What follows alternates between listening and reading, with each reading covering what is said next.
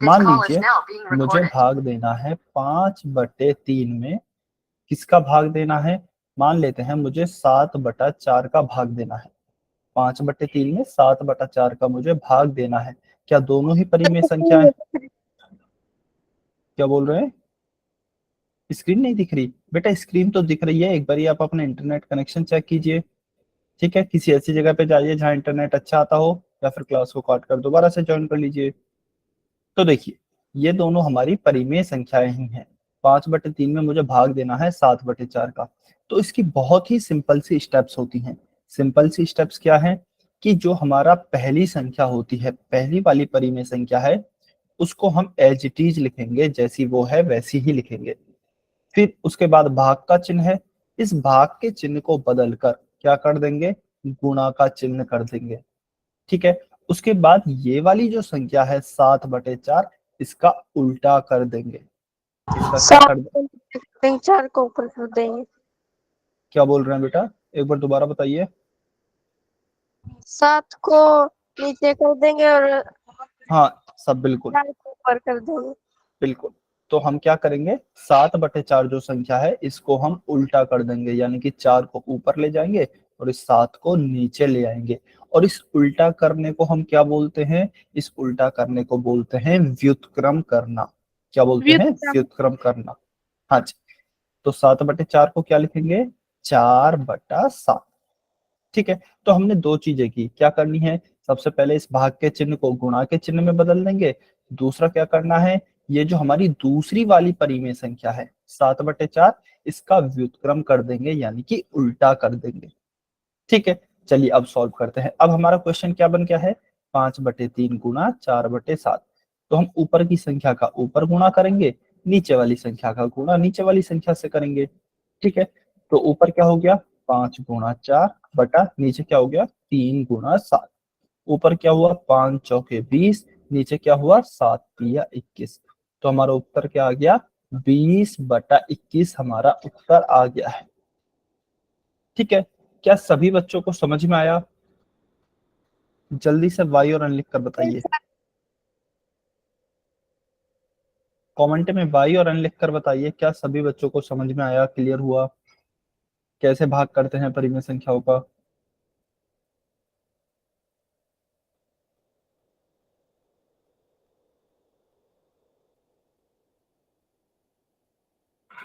अच्छा, सत्य प्रकाश के आईडी से जो स्टूडेंट है बेटा, आपको समझ में नहीं आया क्या? एक बार अनम्यूट करके बताइए। सत्य प्रकाश की आईडी से जो स्टूडेंट है, सत्य प्रकाश कुमार की आईडी से। दो सारा समझा दो। ठीक है। अच्छा, आप पिछली क्लास में थे क्या बेटा? लास्ट क्लास आपने की थी? सत्य प्रकाश कुमार की आईडी से जो स्टूडेंट है, आपने पिछली क्लास अटेंड की थी क्या? Yes sir. ठीक। तो देखिए, आपको क्या करना है बेटा, भाग सबसे पहली जो स्टेप होती है वह यह है कि ये जो भाग का चिन्ह है हमारा, ये वाला, इस भाग के चिन्ह की जगह आप गुणा का चिन्ह लिखेंगे। उसके बाद जो दूसरी हमारी परिमेय संख्या है 7/4, इसका उल्टा कर देंगे, यानी कि इसका व्युत्क्रम कर देंगे। तो 7/4 का उल्टा क्या हो जाएगा? 7 ऊपर है तो इसको नीचे ले आएंगे, 4 नीचे है तो इसको ऊपर ले जाएंगे। तो यह हो जाएगा हमारा 4/7। ठीक है, और भाग की जगह पे क्या हो गया? गुणा का चिन्ह। तो अब क्या करेंगे? 5 का गुणा ऊपर करेंगे 4 से, और नीचे 3 का गुणा करेंगे 7 से। तो यह हो जाएगा 5 गुणा 4 बटा 3 गुणा 7। 5 चौके क्या हो जाएगा? 20। 7 तिया क्या हो जाएगा? 21। तो 20/21 हमारा उत्तर आ जाएगा। आया क्या समझ में? Yes sir. ठीक। Yes sir. ठीक, चलिए बहुत बढ़िया, समझ में आया। तो नेक्स्ट क्वेश्चन आपके लिए है रिकॉल टेस्ट। सभी बच्चे सॉल्व करें, पोल सेक्शन में आंसर करेंगे।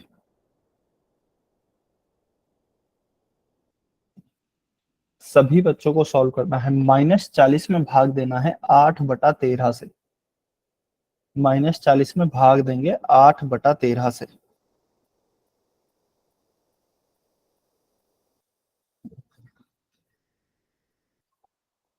बहुत ही ध्यान से सॉल्व करेंगे और सभी बच्चे सॉल्व करेंगे।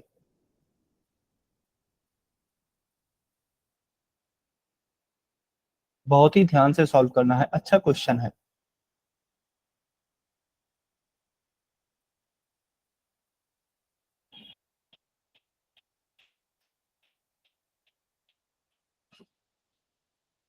ट्राई सभी बच्चे करेंगे।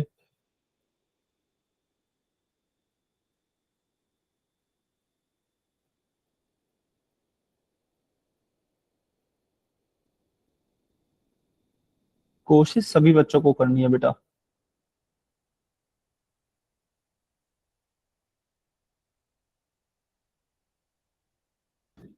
वेरी गुड, काफी बच्चों के आंसर आ रहे हैं, बहुत अच्छे।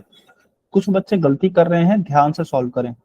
आपको दो स्टेप बताई गई हैं, ठीक है। भाग के चिन्ह को गुणा के चिन्ह में बदलना है, और जो उसके बाद की संख्या है उसका व्युत्क्रम यानी कि उल्टा करना है। सबसे पहले आप लेकिन ये चेक कीजिए, क्या यह परिमेय संख्याओं का भाग ही है।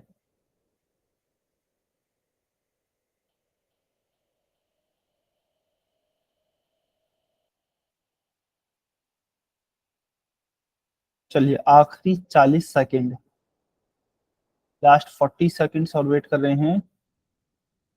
दो सिंपल सी स्टेप बताई गई हैं आपको, उन दोनों स्टेप्स के द्वारा आपको यह क्वेश्चन सॉल्व करना है।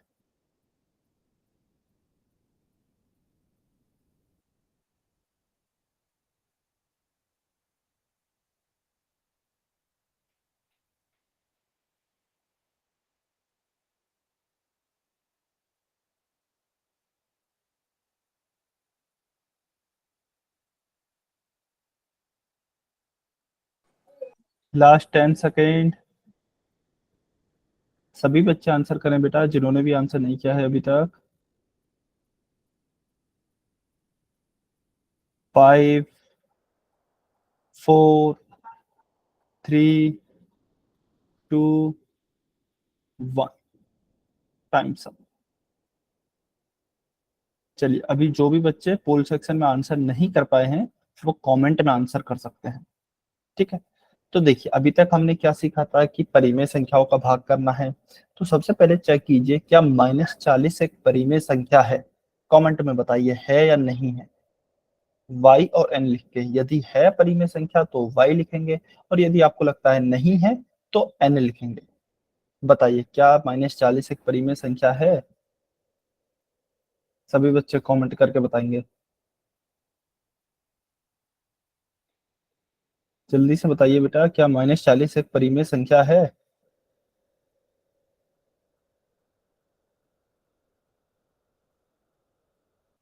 ओके,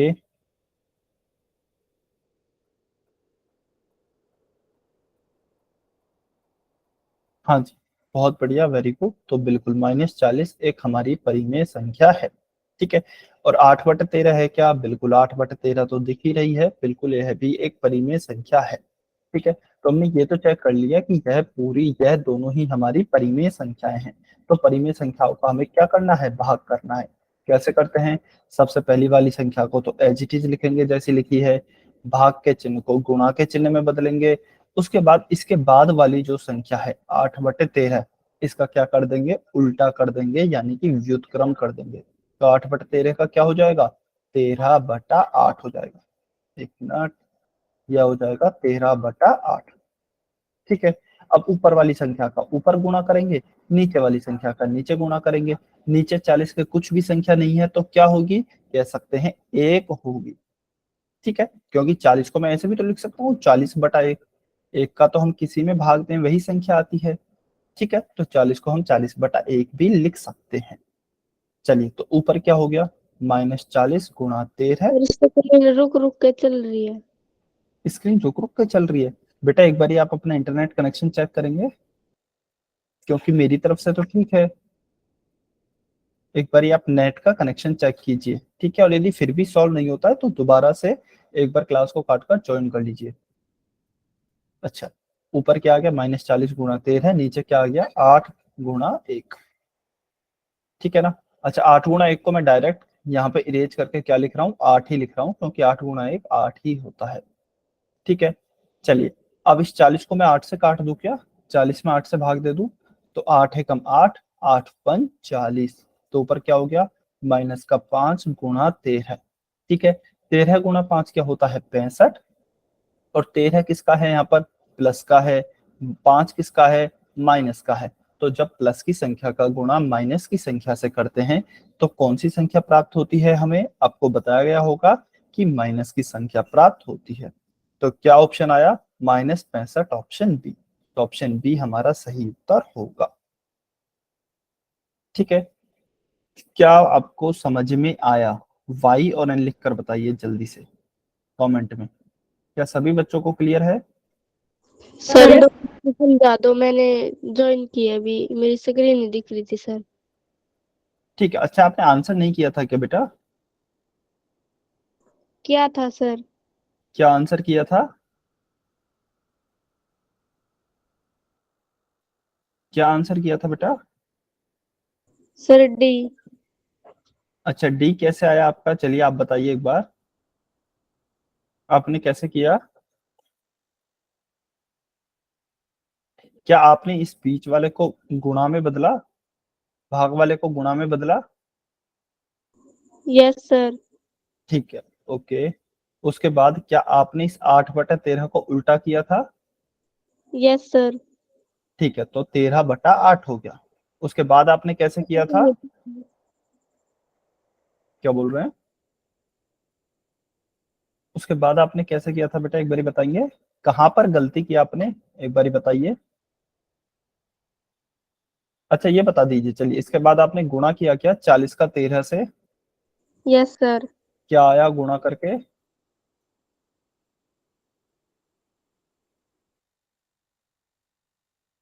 गुणा करके कुछ आया होगा ना?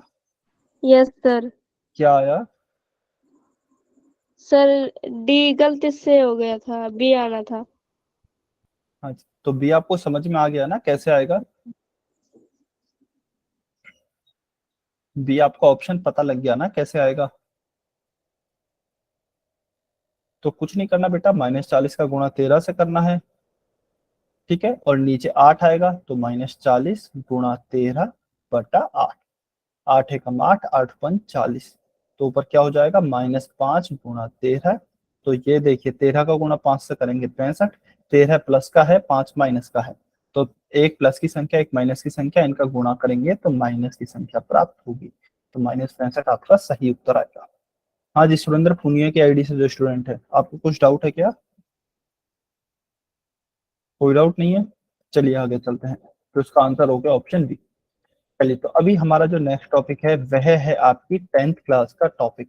10th क्लास का पहला टॉपिक है, क्या टॉपिक है, टॉपिक का नाम क्या है, अंक गणित की आधारभूत प्रमेय, जिसे हम इंग्लिश में क्या कहते हैं, फंडामेंटल थ्योरम ऑफ अरिथमेटिक। ठीक है, बहुत ही आसान टॉपिक है, आपको बहुत ही ध्यान से समझना है। ठीक है ना? चलिए मुझे ये बताइए, क्या हम 18 को अभाज्य संख्याओं की गुणा में लिख सकते हैं, या फिर ये बताइए मुझे 18 के अभाज्य गुणनखंड कौन से होंगे? चलिए 18 को ना अभाज्य संख्याओं के गुणन के रूप में लिखकर बताइए कमेंट में।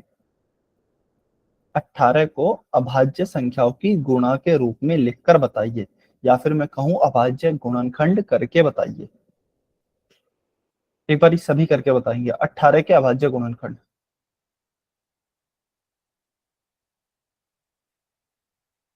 18 के अभाज्य गुणनखंड करके बताइए।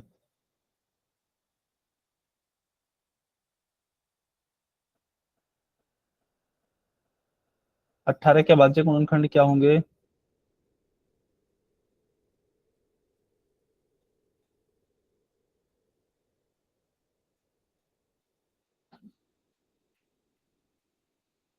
अच्छा चलिए, जिन बच्चों को अभाज्य गुणनखंड निकालने आते हैं वो वाई लिखें कमेंट में। जिन भी बच्चों को अभाज्य गुणनखंड निकालना आते हैं वो वाई लिखें कमेंट में। ओके, काफी बच्चों को आते हैं। ठीक है,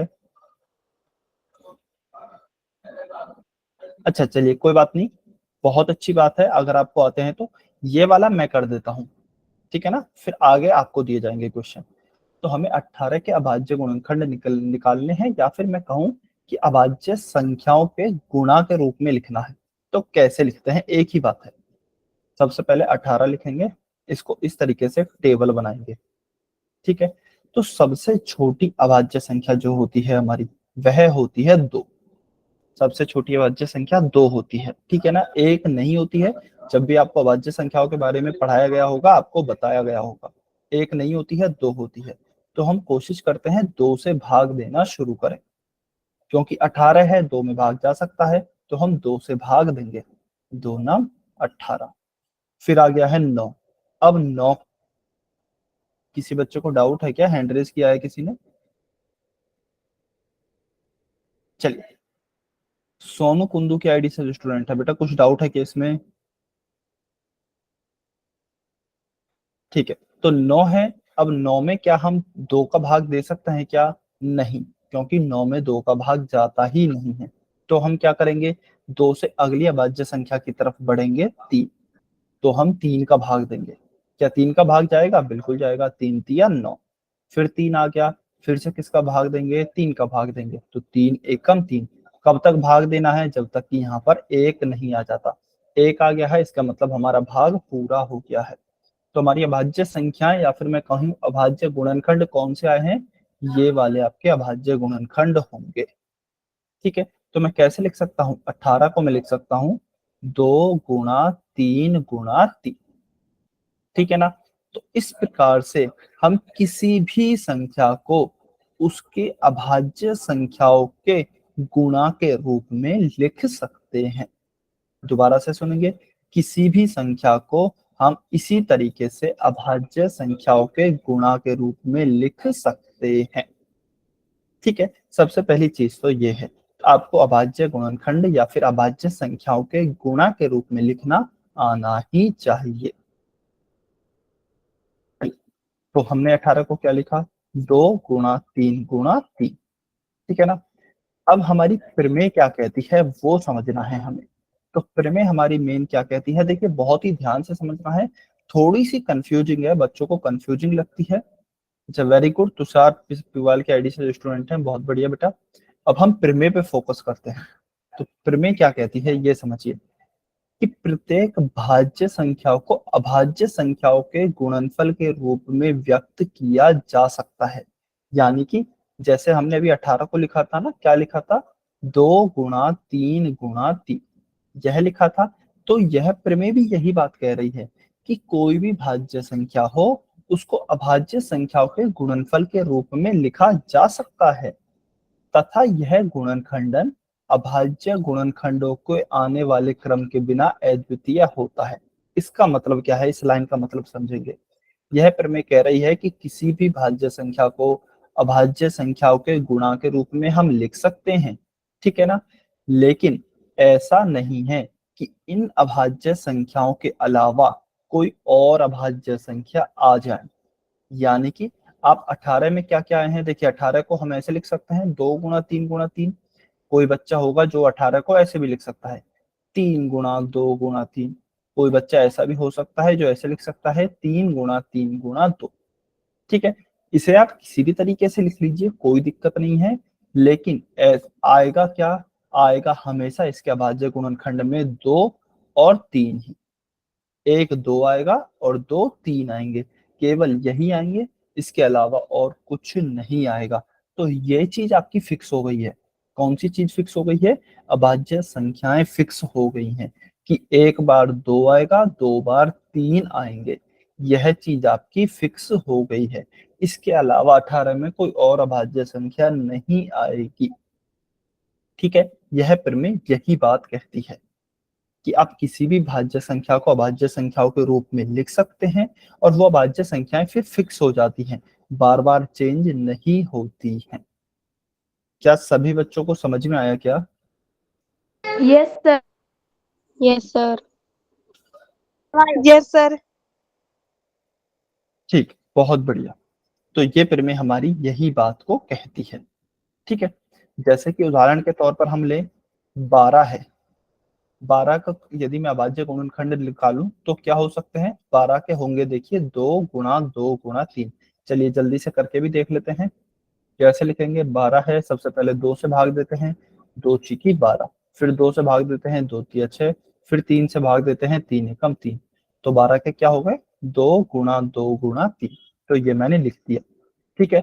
तो ये प्रमेय के द्वारा यदि हम इस प्रमेय को समझें तो इस प्रमेय यह कहती है कि 12 में केवल 2 2 आएंगे और एक 3 आएगा, इसके अलावा कोई और अभाज्य संख्या नहीं आ सकती है। अभी अभाज्य संख्याएं फिक्स हो गई हैं, यानी कि यही आएंगी, इनके अलावा कुछ और नहीं आएगी। 2 2 के अलावा और एक 3 के अलावा कुछ और कभी भी नहीं आएगा, ठीक है। तो यह कहती है। आई होप आप सभी को समझ में आ गया होगा। आप हाँ इसको लिख कैसे भी सकते हैं, जैसे 2 गुणा 2 गुणा 3 लिखा, या फिर 3 गुणा 2 लिखा, या फिर 2 गुणा 3 गुणा 2 लिखा। तो आगे पीछे करके हम लिख सकते हैं, उसमें कोई बड़ी बात नहीं है, ठीक है ना। तो यही कहते हैं कि हर एक अभाज्य संख्या को, या सॉरी, हर एक भाज्य संख्या को अभाज्य संख्याओं के गुणा के रूप में लिखना फिक्स हो जाता है, एक ही बार लिखा जा सकता है। एक ही बार लिखना मतलब ऐसा नहीं है बार बार कोई और संख्या आती जाए, वो एक ही संख्याओं के द्वारा फिक्स हो जाता है, ठीक है। अभाज्य गुणनखंड उनके फिक्स हो जाते हैं, वो बदलते नहीं है बार बार। चलिए, अच्छा एक क्वेश्चन करते हैं हम। अच्छा, इसका अब यूज कहाँ था, या फिर क्वेश्चन कैसे सॉल्व करेंगे, या फिर क्वेश्चन हमसे किस प्रकार के पूछे जाएंगे एग्जाम में, वो हम देखते हैं। तो हमने क्या दिया गया है, एक उदाहरण दिया गया है कि अभाज्य गुणनखंड विधि का प्रयोग करते हुए 126 और 156 का HCF और LCM ज्ञात कीजिए, ठीक है। चलिए, मुझे सबसे पहले आप 126 के अभाज्य गुणनखंड करके बताइए। कमेंट में लिखेंगे सभी बच्चे 126 के अभाज्य गुणनखंड। सभी बच्चों को सॉल्व करना है 126 के अभाज्य गुणनखंड, आप सॉल्व करके बताइए, कमेंट में लिखना है आपको। सभी बच्चे सॉल्व करेंगे।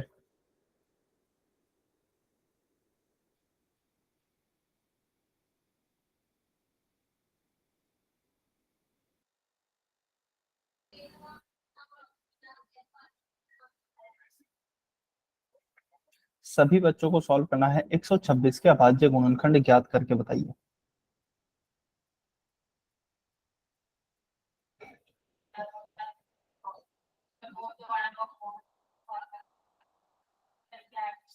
सभी बच्चे सॉल्व करेंगे, कमेंट में आंसर करेंगे।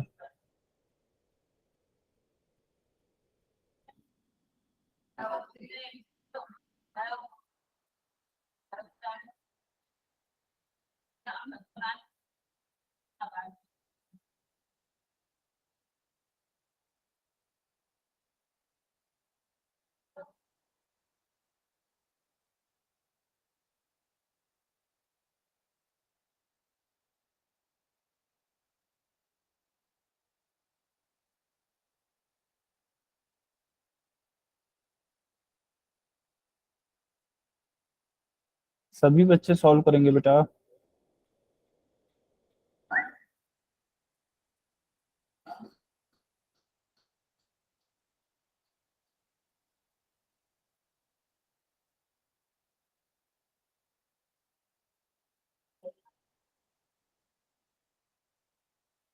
सत्य प्रकाश कुमार के आईडी से जो स्टूडेंट हैं बेटा, एक बारी 126 को, एक बारी जो आपने अभाज्य गुणनखंड लिखे हैं उनका गुणा करके देखिए, क्या 126 मिल रहा है क्या।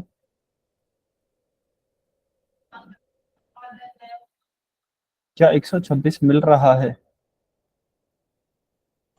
No sir. ओके, तो इसका मतलब कहीं ना कहीं गलती की है, दोबारा से चेक कीजिए। चलिए मैं सॉल्व कराता हूँ। 126 का भाज्य गुणनखंड निकालेंगे, कैसे निकालेंगे, और बेटा ये बहुत इंपॉर्टेंट है, इसको आप सीख लीजिए सभी बच्चे, ठीक है। कैसे लिखेंगे देखिए, सबसे पहले 2 से भाग दें, 2 6 12, 2 तिया 6, ठीक है। 63 आ गया, क्या 2 से भाग जाएगा, नहीं जाएगा। क्यों नहीं जाएगा, क्योंकि 63 एक विषम, क्या बोल रहे हैं।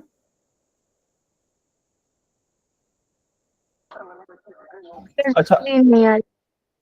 अच्छा स्क्रीन बेटा दिखाई दे रही है सभी बच्चों को, अगर आपको दिखाई नहीं दे रही है ना, तो आप अपना इंटरनेट कनेक्शन चेक कीजिए, या फिर क्लास काट कर दोबारा से ज्वाइन कर लीजिए, ठीक है ना। अनम्यूट नहीं करना है, क्योंकि अनम्यूट करने से कुछ भी फायदा नहीं होगा। आप इससे अच्छा क्लास को काट कर दोबारा से ज्वाइन कर लीजिए एक बार। तो देखिए 63 है, 63 क्योंकि एक विषम संख्या है तो इसमें 2 का भाग तो नहीं जाएगा, तो किससे ट्राई करते हैं, 3 से ट्राई करते हैं। 3 दूनी 6, 3 एकम 3, 21 आया। फिर 21 में किससे भाग देंगे, 2 का भाग नहीं जाएगा, 3 का भाग देते हैं। 3 का भाग देंगे, 3 7 21। अब 7 में किससे भाग जाएगा, 2 का नहीं जाएगा, 3 का भी नहीं जाएगा, 5 का भी नहीं जाएगा, तो फिर किसका जाएगा, 7 का ही जाएगा। तो 7 का भाग देते हैं, 7 एकम 7। ठीक है, तो हमारे पास 126 के अभाज्य गुणनखंड क्या आ गए, मैं यहाँ नीचे लिख देता हूँ। 126 के हमारे पास अभाज्य गुणनखंड आ गए हैं 2 गुणा 3 गुणा 3 गुणा 7। ठीक है ना। चलिए अब हम 156 के निकालते हैं। 156 के अभाज्य गुणनखंड निकालेंगे, सबसे पहले किसका भाग देंगे, 2 का। 2 सत्ते 14 और 2 अठे 16। 156 में जब आप 2 का भाग देंगे तो 78 यानी कि 78 बार जाएगा।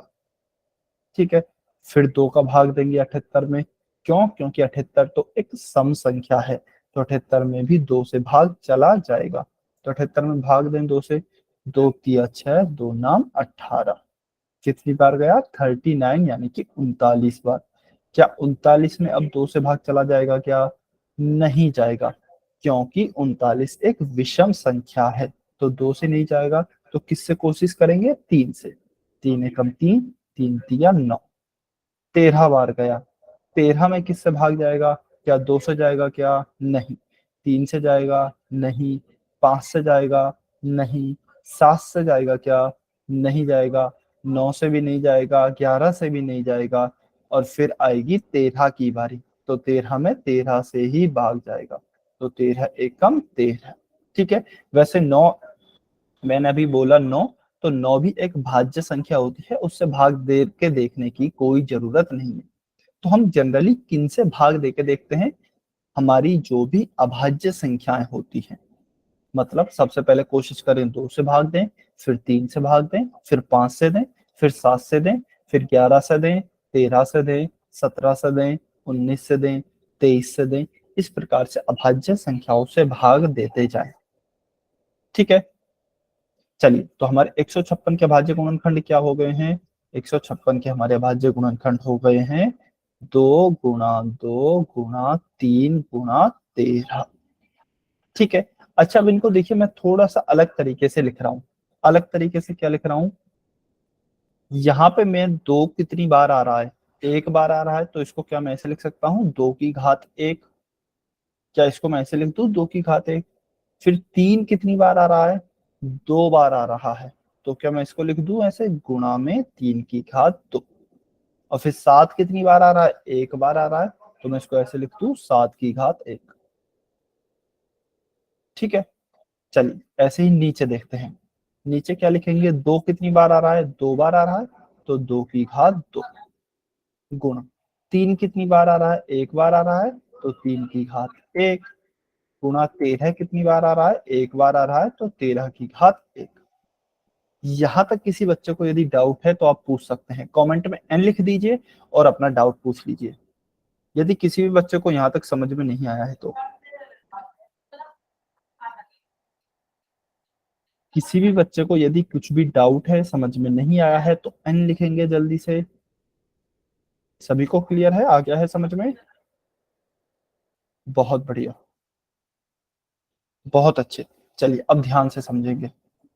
अब हमें क्या निकालना था, देखिए हमारा क्वेश्चन क्या था, क्वेश्चन था हमारा कि हम HCF निकालना है और LCM निकालना है। तो मैं देखता हूं सबसे पहले HCF।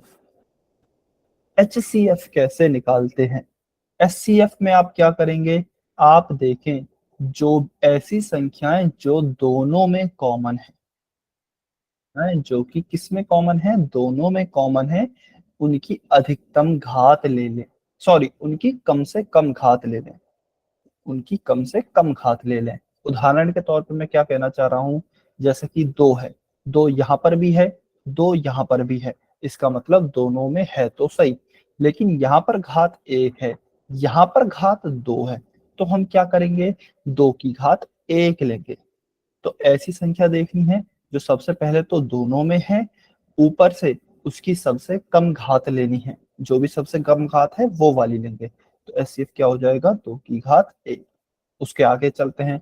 क्या 3 यहाँ पर है? यहाँ पर है। नीचे भी है क्या? बिल्कुल यहाँ पर भी है।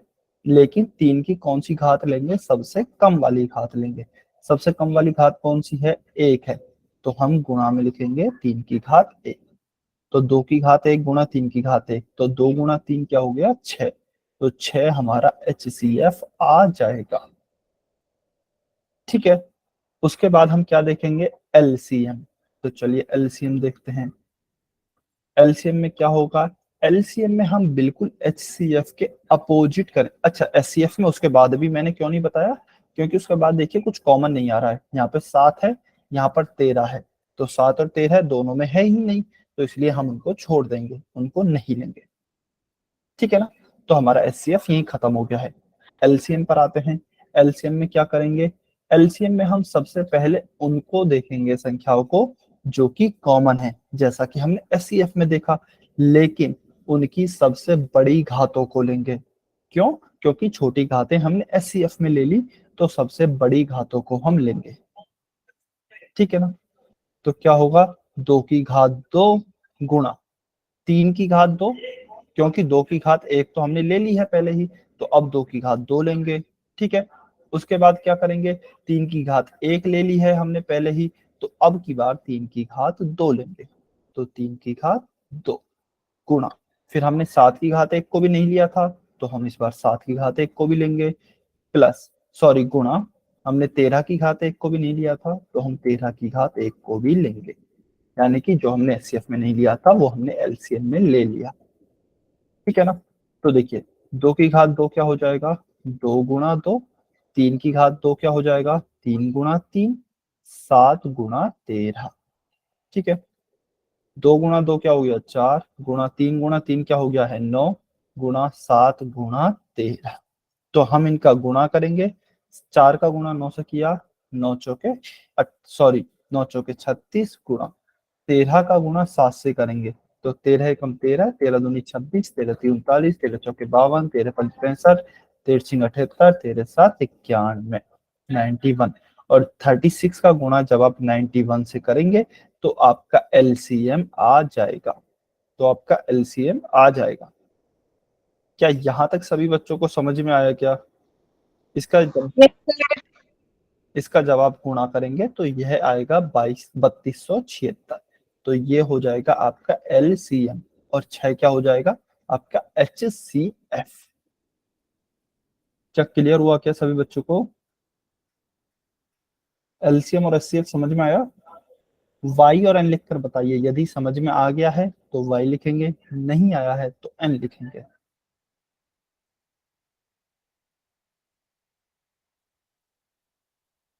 सभी बच्चे बताइए। बेटा बहुत ही इंपॉर्टेंट कॉन्सेप्ट है, एग्जाम के पॉइंट ऑफ व्यू से भी बहुत इंपॉर्टेंट है, आपको आना ही चाहिए। सभी बच्चे बताएं, सभी को समझ में आया? वेरी गुड, बहुत बढ़िया। इसलिए आपको बहुत ही आराम से समझाया गया है, एक एक स्टेप बिल्कुल क्लियर करके।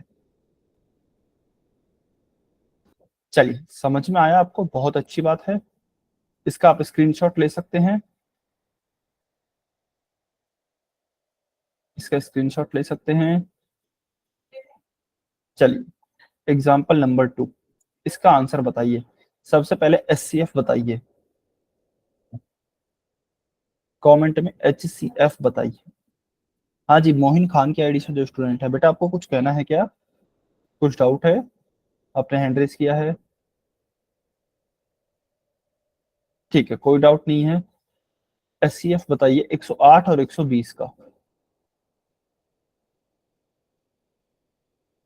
अच्छा, 108 और 120 का बताना है आपको। ठीक है, 108 और 120 का आपको एचसीएफ बताना है, 156 का नहीं बताना है। ये क्वेश्चन नहीं है। 108 और 120 का एचसीएफ और एलसीएम बताना है।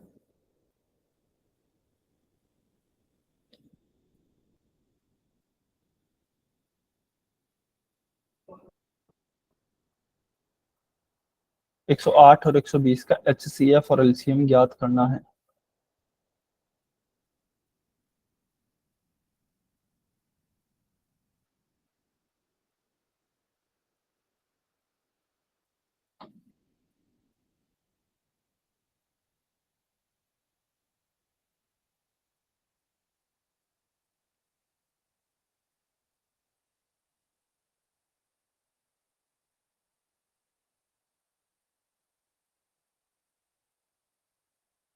ध्यान से सॉल्व करेंगे और सभी बच्चों को सॉल्व करना है। पहले एचसीएफ का आंसर देंगे सभी बच्चे।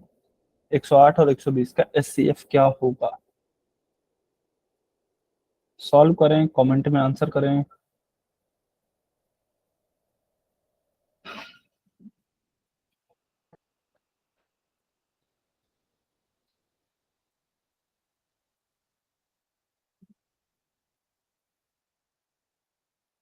सबसे पहले ध्यान से अभाज्य गुणनखंड कीजिए, फिर एचसीएफ में देखिए कौन सी ऐसी संख्याएं हैं जो दोनों में कॉमन है और उनकी सबसे कम घात लीजिए।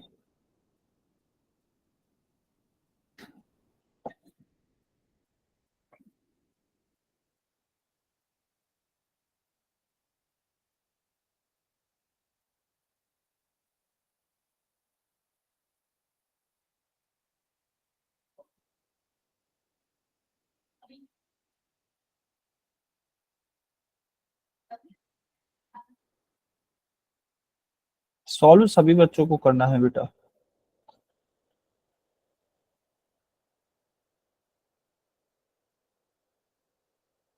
सॉल्व सभी बच्चे करेंगे।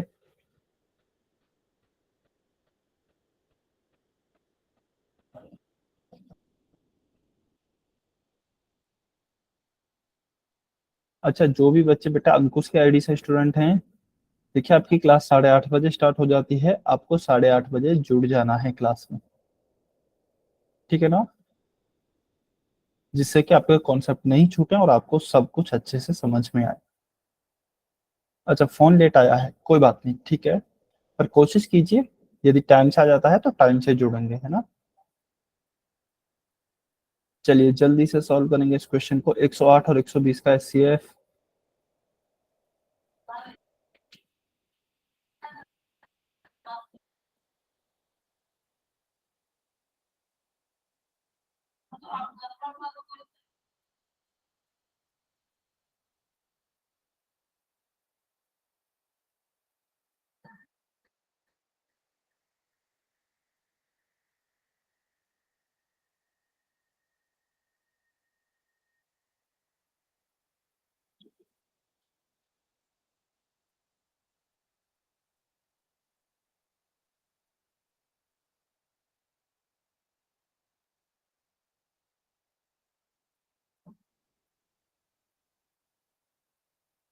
अच्छा चलिए, एचसीएफ को भी छोड़िए, 108 के सबसे पहले अभाज्य गुणनखंड बताइए क्या है। आप अभाज्य संख्याओं के गुणा के रूप में आपने लिखा होगा, क्या लिखा है 108 को?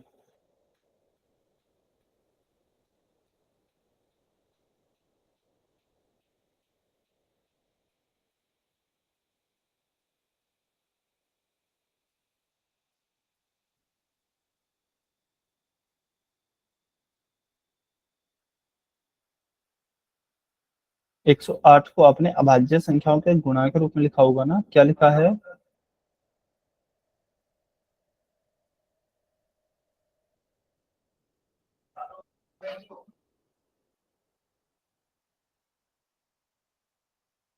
ओके।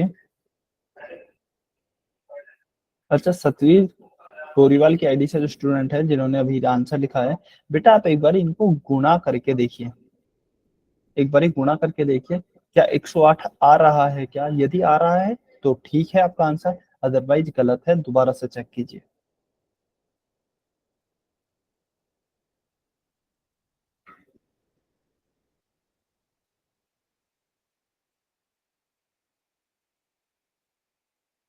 एक सौ आठ को बताइए आपने क्या लिखा है अभाज्य गुणनखंड के गुणा के रूप में।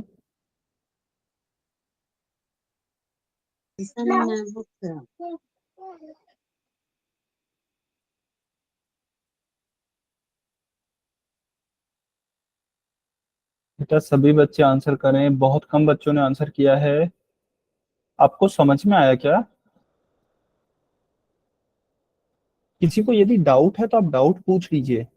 यदि कहीं पे भी कुछ भी समझ में नहीं आ रहा है या फिर कहीं कुछ कंफ्यूजन है तो आप आराम से अपने डाउट पूछ सकते हैं, लेकिन क्वेश्चन सभी को सॉल्व करना है, सभी को क्लियर करना है बेटा।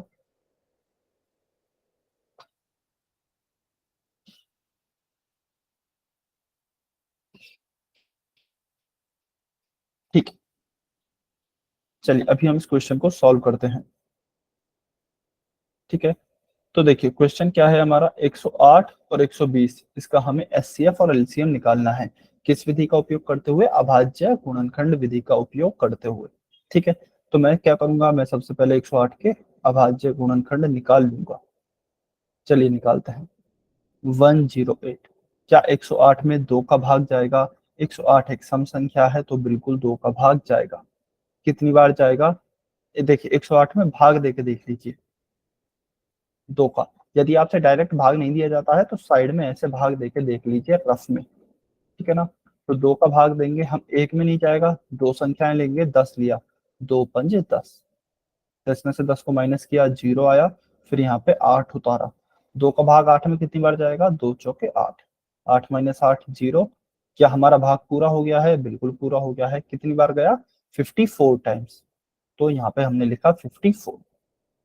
ठीक है, उसके बाद 54 में किसका भाग जाएगा? क्या 54 एक सम संख्या है? बिल्कुल एक सम संख्या है, तो हम कोशिश करते हैं 2 से भाग चला जाए, और चला ही जाएगा क्योंकि सम संख्या है। ठीक है, तो 54 में भाग देकर देखें 2 का, 2 दूनी 4, 5 में से 4 गया तो 1, 1 में भाग जाएगा नहीं, ऊपर से उतारा 4, 2 7 14, 14 माइनस 14 क्या आया? 0। कितनी बार भाग गया? 27 बार, तो यहाँ पे लिख दिया हमने 27। क्या 27 में 2 का भाग जाएगा? नहीं जाएगा, क्योंकि 27 एक विषम संख्या है। ठीक है, 27 में किसका भाग देंगे? 3 का, 3 नाम 27। फिर 9 आया, 9 में किसका भाग देके देखें? 3 का भाग दें, 3 दिया 9, और फिर 3 में किसका भाग देंगे? 3 का, तो 3 एकम 3। तो अब यहाँ पे 1 आ गया है, हमारा भाग पूरा हो गया है। तो 108 को हम कैसे लिखेंगे? 2 गुणा 2 गुणा 3 गुणा 3 गुणा 3, ऐसे लिख सकते हैं 108 को। चलिए ऐसे ही हम करेंगे अब 120 के अभाज्य गुणनखंड। आप बताइए सबसे पहले इसमें किसका भाग जाएगा? कमेंट में, कमेंट में बताइए 120 में सबसे पहले किसका भाग जाएगा?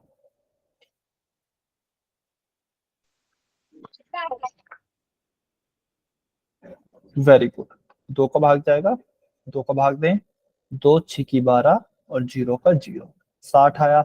60 एक सम संख्या है, फिर से 2 का भाग देंगे, 2 तिया 6, 0 का 0, फिर 30 आया, 2 का भाग देंगे, 2 एकम 2, 2 पंच 10, 15। बताइए अब किसका भाग देंगे? 15 में, 15 में किसका भाग देंगे? चलिए बताइए। 3 3 कमेंट में बताना है बेटा, कमेंट में बताइए 15 में किसका भाग देंगे?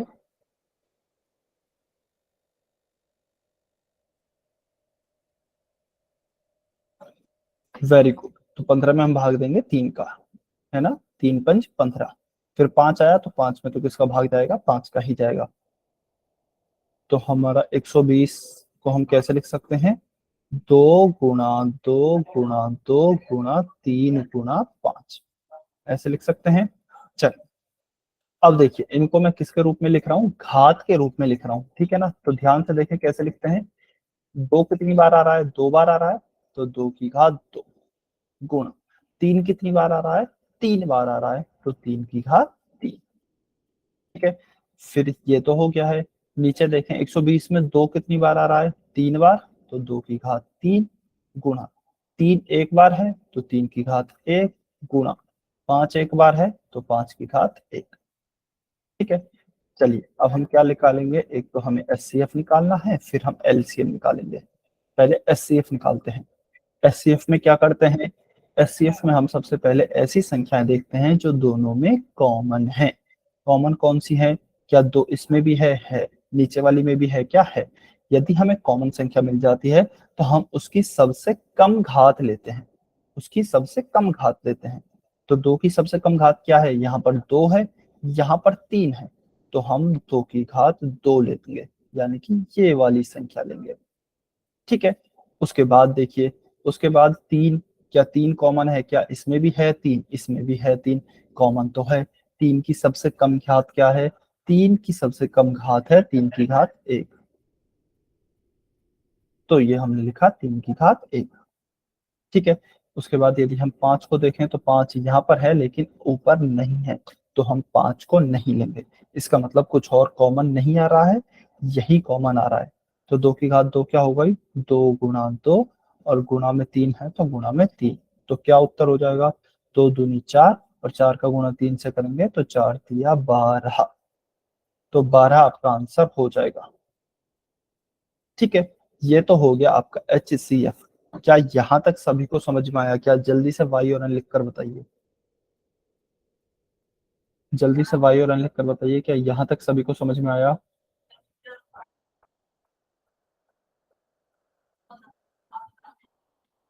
ठीक है, यहाँ तक क्लियर है ना सभी को? ओके, उसके बाद एलसीएम। एलसीएम क्या होगा, एलसीएम में देखते हैं। तो एलसीएम में जो एचसीएफ में हमारे आ गए हैं उनको छोड़ देंगे, बाकी सभी को लिख लेंगे। एचसीएफ में क्या 2 की घात 2 आ गया है, बिल्कुल आ गया है। 2 की घात 3 नहीं आया है ना एचसीएफ में, तो 2 की घात 3 को लेंगे गुणा। 3 की घात 1 आ गया है, लेकिन 3 की घात 3 नहीं आया है अभी एचसीएफ में, तो एलसीएम में 3 की घात 3 को ले लेंगे गुणा। 5 की घात 1 आया है क्या एचसीएफ में, नहीं आया, तो 5 की घात 1 को भी एलसीएम में ले लेंगे। ठीक है, तो चलिए इसको मैं खोलकर लिख देता हूं। कैसे लिखेंगे, 2 की घात 3 है तो 2 गुणा 2 गुणा 2।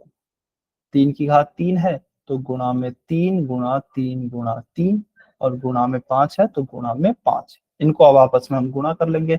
ये तो हो गया 2 गुणा 2 4, 4 का गुणा 2 से किया 8 गुणा 3 गुणा 3 9, 9 का गुणा 3 से करेंगे 27, और गुणा में 5 का 5। तो 8 का गुणा 5 से करेंगे 40 गुणा 27। ठीक है, 0 की 0, 27 का गुणा जब आप 4 से करेंगे तो यह आएगा आपका 108। तो 40 गुणा 27 कितना हो जाएगा, 1080 हो जाएगा। अच्छा, मैं गुणा करके नहीं दिखा रहा हूँ क्योंकि उसमें थोड़ा सा टाइम लग सकता है। यदि किसी बच्चे को लग रहा है कि उनको गुणा में प्रॉब्लम आ सकती है तो वो बता सकते हैं। तो आपका एचसीएफ क्या हो गया, एचसीएफ हो गया 12, एलसीएम हो गया है 1080। क्या सभी बच्चे को क्लियर हुआ? ईमानदारी से बताइए, वाई और एन लिखकर। क्या सभी बच्चों को क्लियर हुआ? ईमानदारी से बताना है बेटा।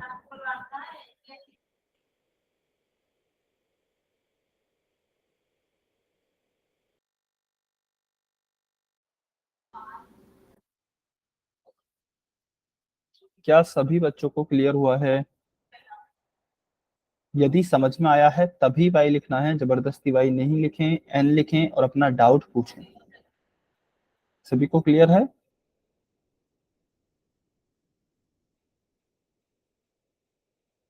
ठीक, बहुत बढ़िया।